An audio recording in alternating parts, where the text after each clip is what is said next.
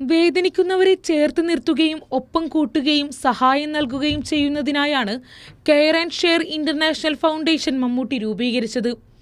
പാലക്കാട് അട്ടപ്പാടിയിലെ ആദിവാസി സ്കൂളിലെ കുട്ടികൾക്ക് നടനും കൈരളി ചാനൽ ചെയർമാനുമായ മമ്മൂട്ടിയുടെ കെയർ ആൻഡ് ഷെയർ കഴിഞ്ഞ 10 വർഷമായി പഠന സഹായം നൽകി വരുന്നു.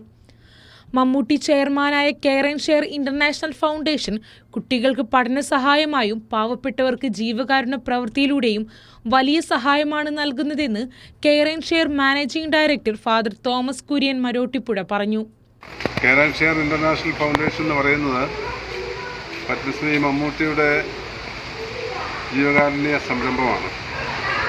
അതിലൂടെ വളരെയേറെ കാര്യങ്ങൾ കഴിഞ്ഞ 15 വർഷമായിട്ട് പ്രവർത്തിക്കുവാനായിട്ട് സാധിച്ചിട്ടുണ്ട് എന്നുള്ളത് സന്തോഷത്തോടെ അറിയിക്കുകയാണ്.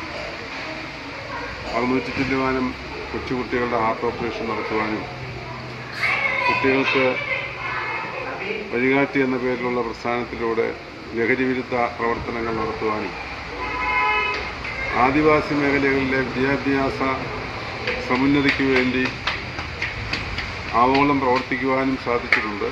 അട്ടപ്പാടിയിലെ Kulukkur government tribal LP school, Kavundikkal GT LP school എന്നിവിടങ്ങളിലെ കുട്ടികൾക്കാണ് മമ്മൂട്ടിയുടെ സഹായമെത്തിയത്.